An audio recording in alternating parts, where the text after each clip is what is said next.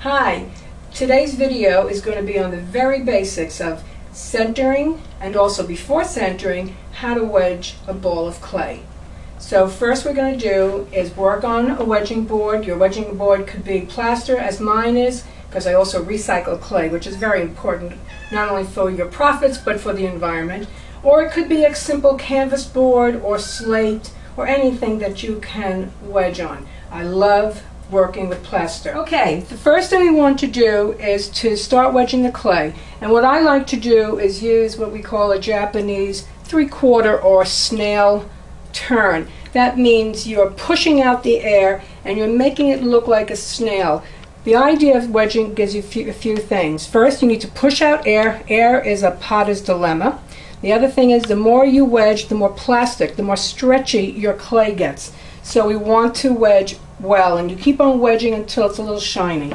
So first you stand up straight and you put your hands over the clay and you lean in gently, and I work mostly with my hips, not my arms. I work with my hips. I lean into it. Now here is what I call an axis point. Think of that as a point that's going to pivot, and you pivot just a quarter of a turn.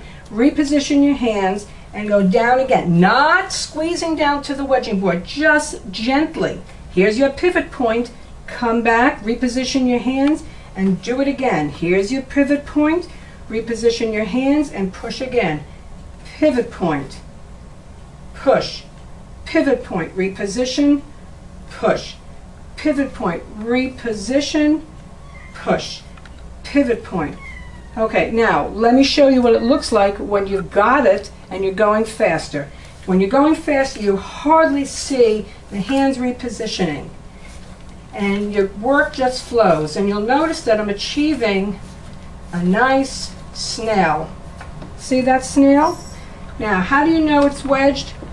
First of all, the clay gets a little bit of a shiny look to it, but also if you open it up, you have no little holes like that. It'll be a nice, continuous piece of clay. So I'm going to put this back together, wedge it up, and get ready to throw.